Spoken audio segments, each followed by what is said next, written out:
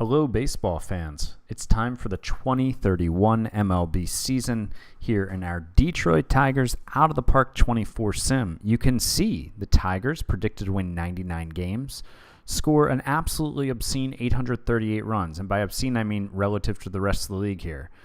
There's no other team over 800 in the AL. In the NL, are the Rockies over 800? No, not even. The Rockies are at 817. We're at 838. 3.70 ERA would be, there's only one other team under like 4 in the AL. In the NL, so the NL, there are some much better pitching teams, but our 3.70 would be 4th best in the NL.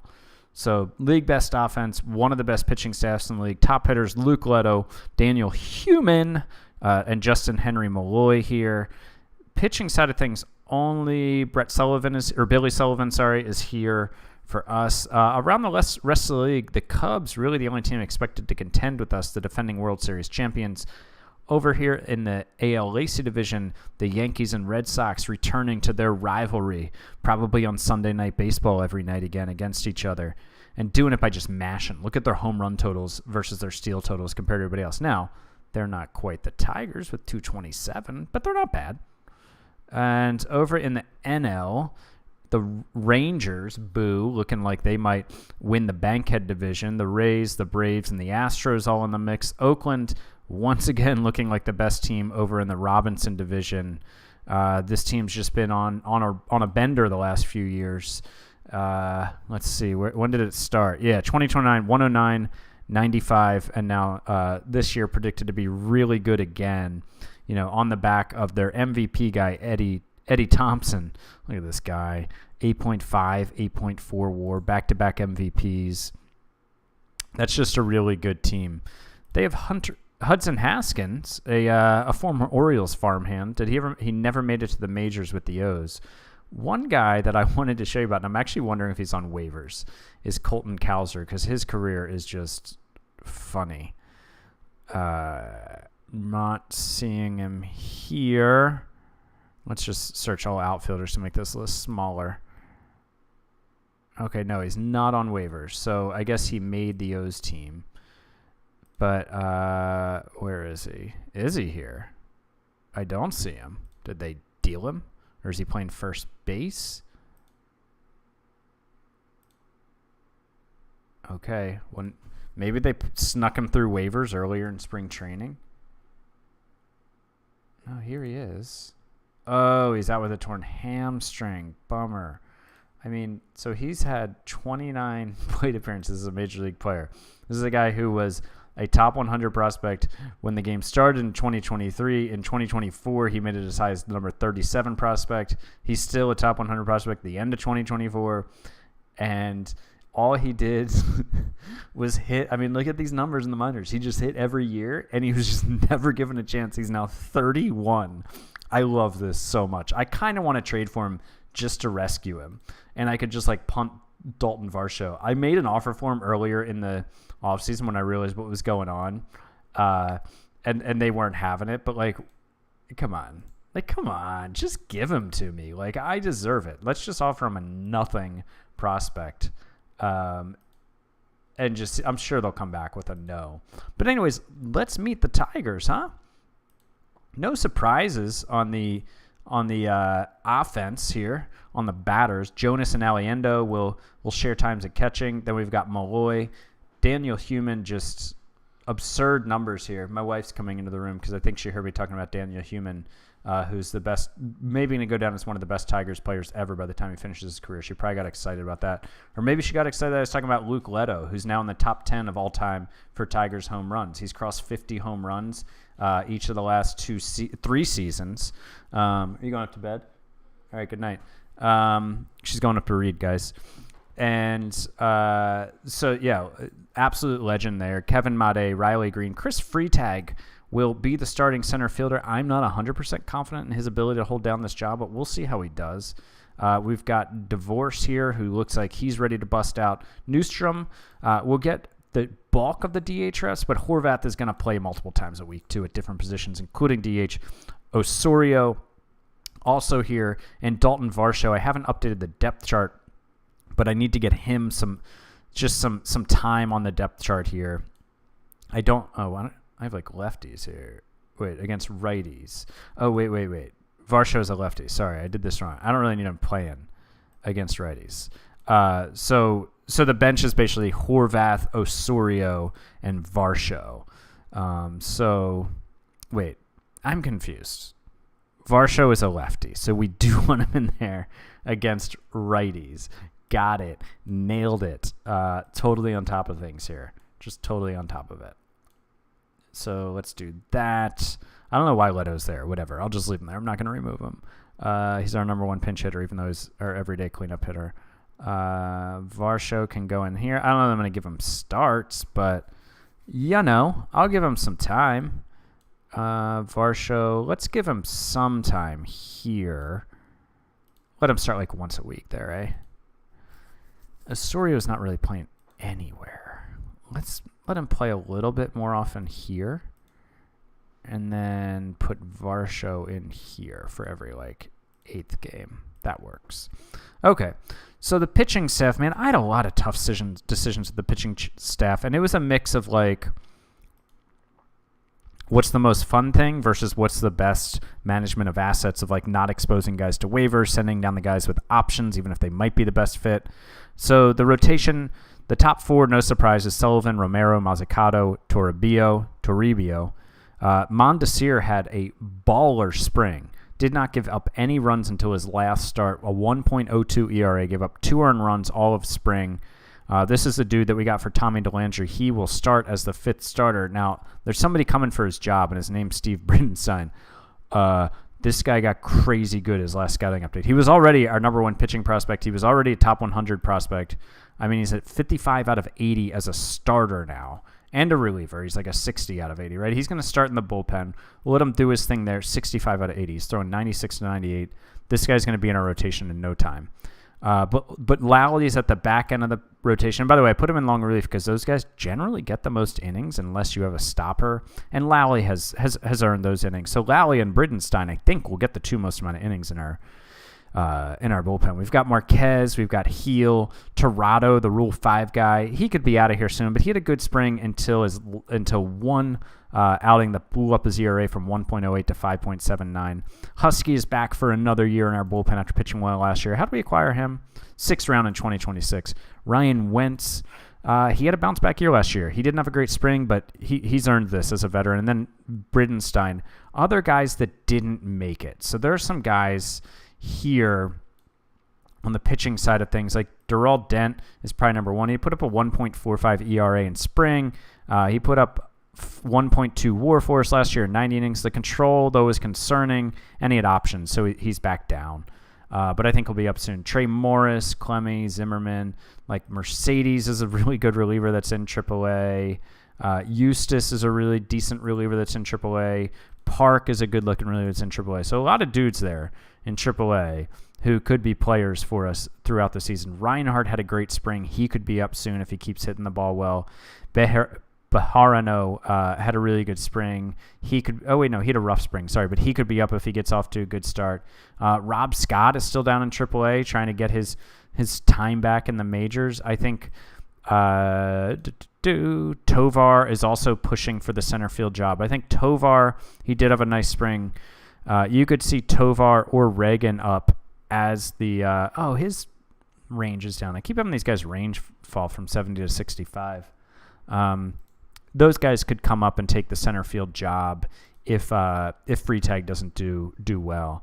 Player development, we have the 16th best farm system. Bridenstine is up to 20. Ugald, number 63 prospect in baseball. We signed him as an international free agent in 2029 for $650,000. Good value there. Bejarano, number 70 prospect in baseball. We signed him for $150,000 in 2025. So it's been a long journey for him. Romero, we signed him as he was a more expensive one. He's $3.2 million in 2030 is the number 70 prospect in baseball. And then we've got Chris Freitag here too. Hodrick is a decent pitching prospect if he can get that control. Under control. Reedus, Barrera, Lash, some of these names.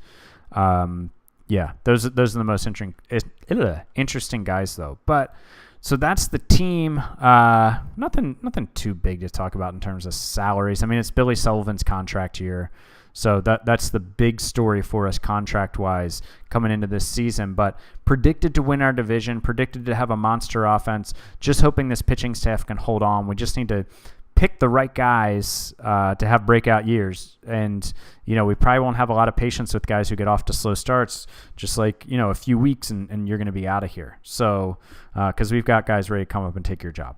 So anyways, that's it for the opening of this episode. So let's jump ahead a little bit and see what kind of start the Tigers get off to in the 2031 MLB season.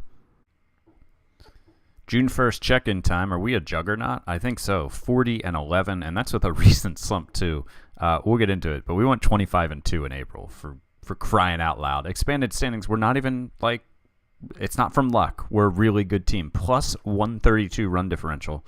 All these poor schlubs in our division that have to play us and have these negative run differentials. The Cubs, man, come on, get it together in these one-run games or whatever's killing you.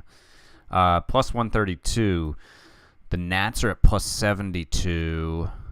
The Rockies are at plus 83. But anyways, we're near first and everything.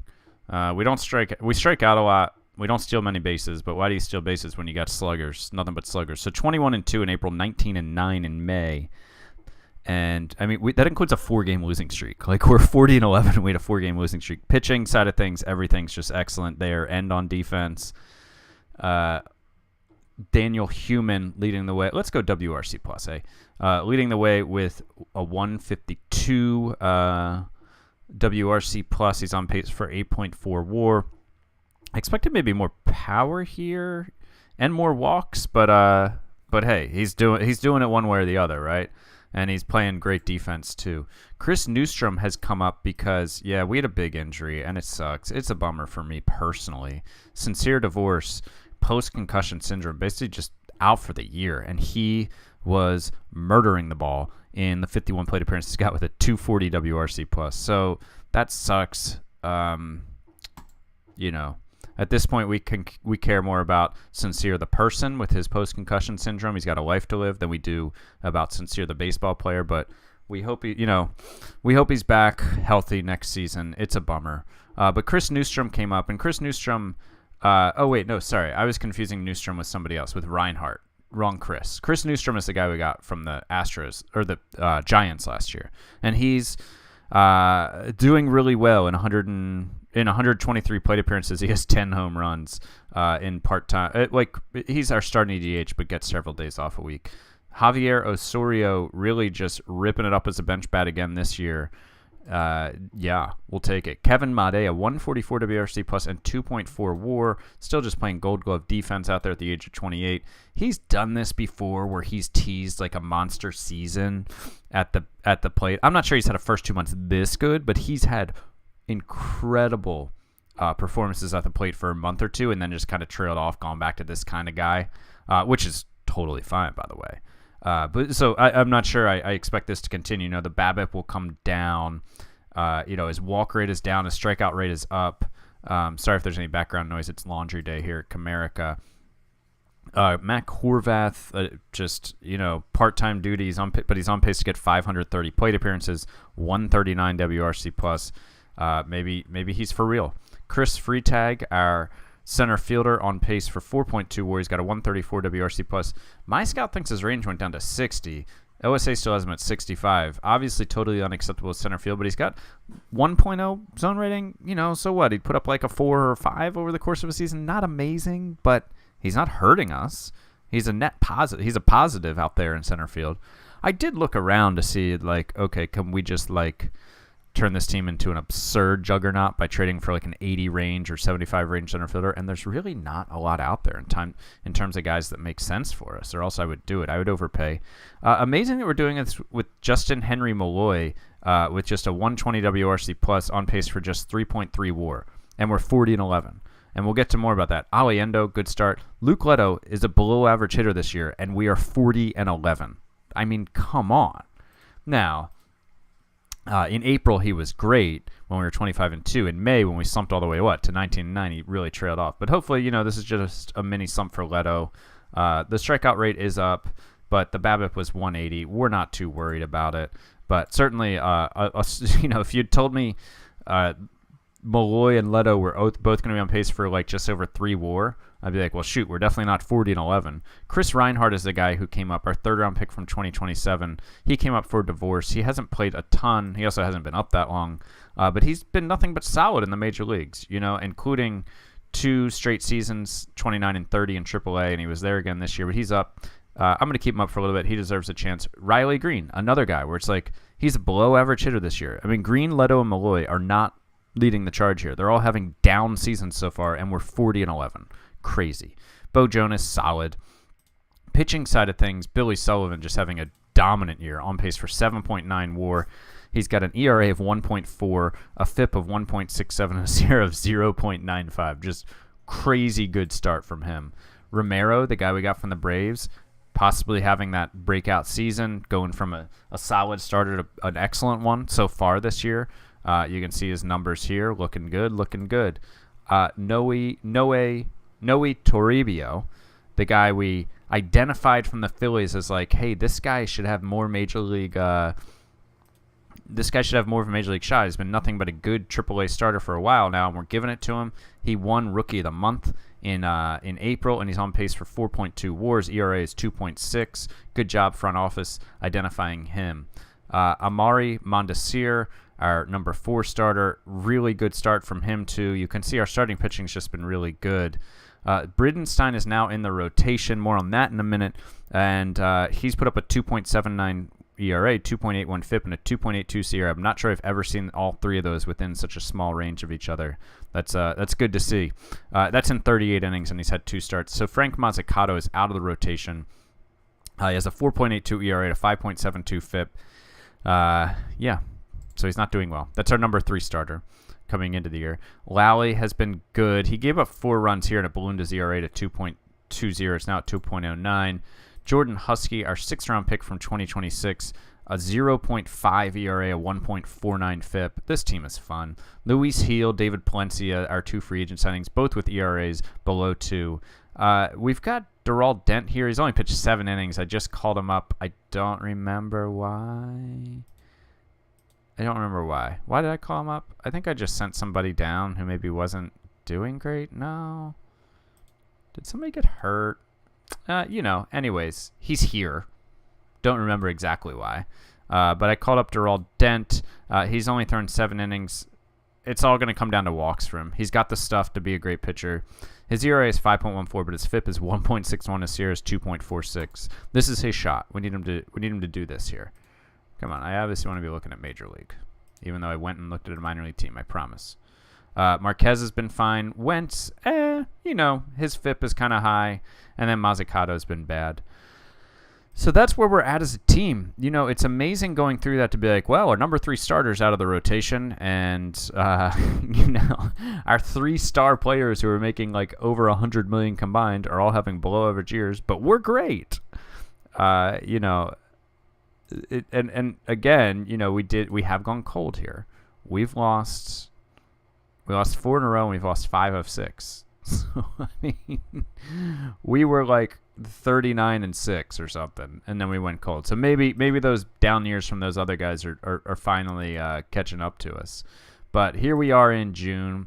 We've got the draft coming up on the 8th, so let's go ahead and continue to try to dominate the league and get up to the draft here on the 8th.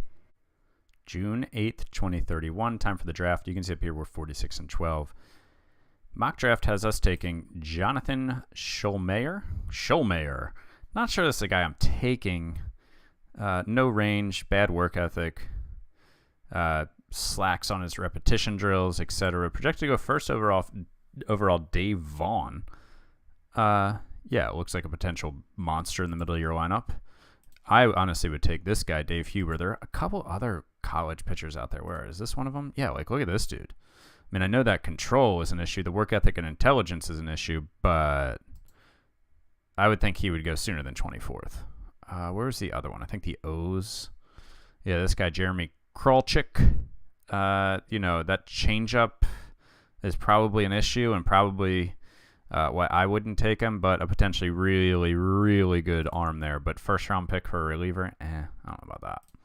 So anyways, let's get into the draft. So Chicago takes, Andy Collins. Oops, clicked on the wrong thing there. Andy Collins.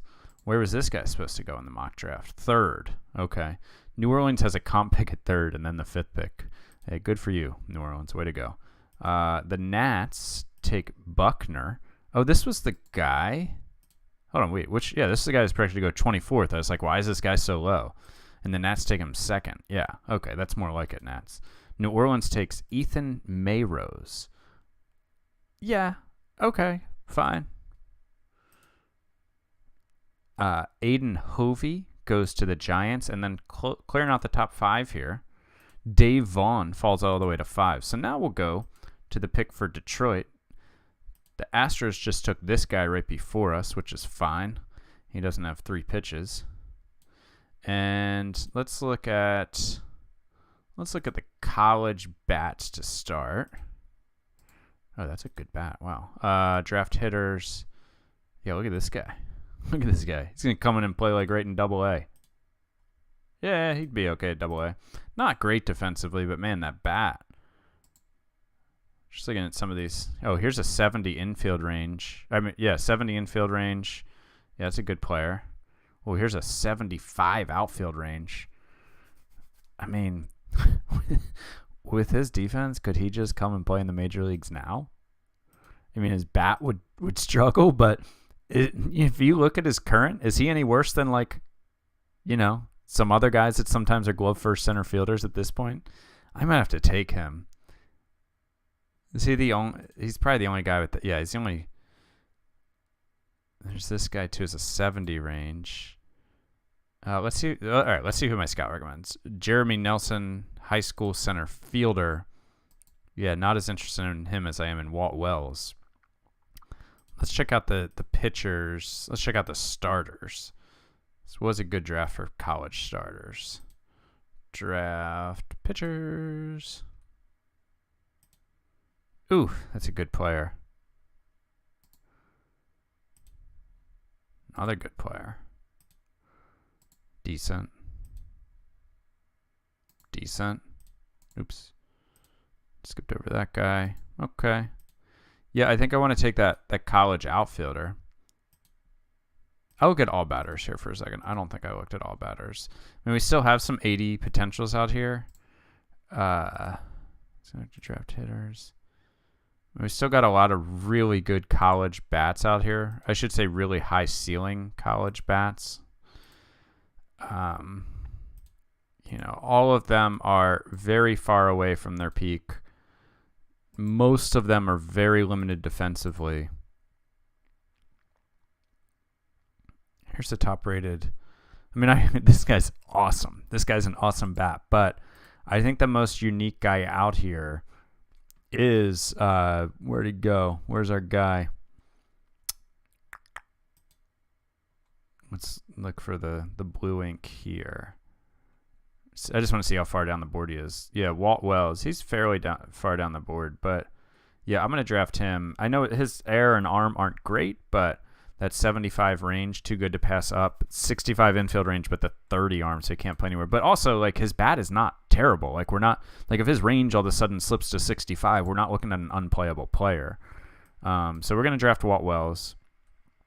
There's one thing I don't understand. It says demand is 2.2, and his bonus demand here is recommended slot 4.23. Like, okay. Oops. So we're going to draft him. Walt Wells, welcome to the club. Chris Pratt, a high school left fielder, 75 overall, good work ethic. Yeah, that's a pretty tempting player to take. I'll give that to you. But are any of these college starters... Come on. What's going on here? Are any of these college starters still out there? Because, as you guys know, we love a good developed college starting pitcher. None of these guys are, like, amazing right now. which isn't surprising. It's the second round now. I wish that guy had a third pitch, although he probably wouldn't be available still if he had a third pitch. Yeah, nothing like jumping off the page here.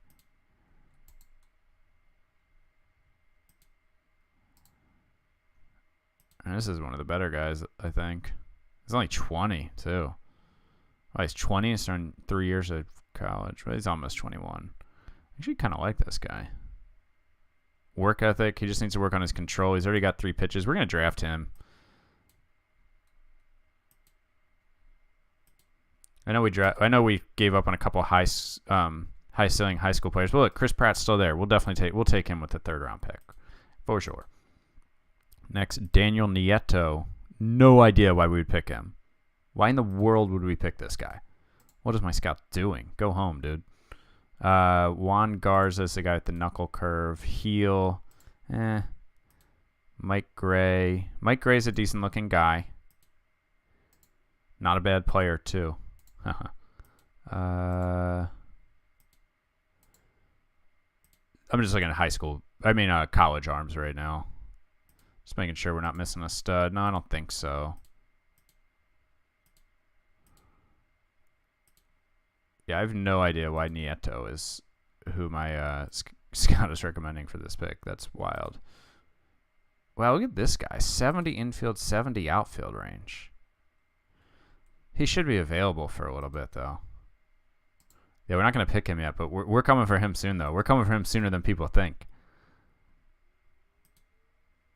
Maybe that guy, too. Let's see. What do we have in terms of a power bat left? Josh Brown. I wish you could catch, bro. Wish you were a better catcher. Jim York looks like a potential stud.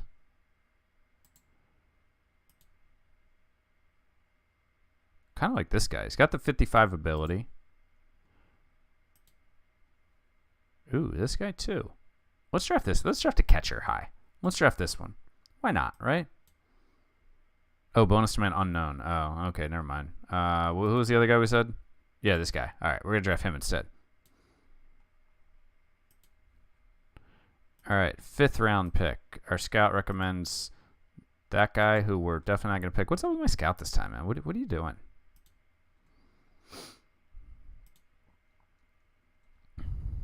Yeah, we unfortunately do not have the budget room to go and sign Espinosa to like an $11 million deal. Ooh, Josh Emerson. I mean, you know, he's not going to play shortstop. He's probably a second baseman. But look how far along he is development-wise. Yeah, let's draft him.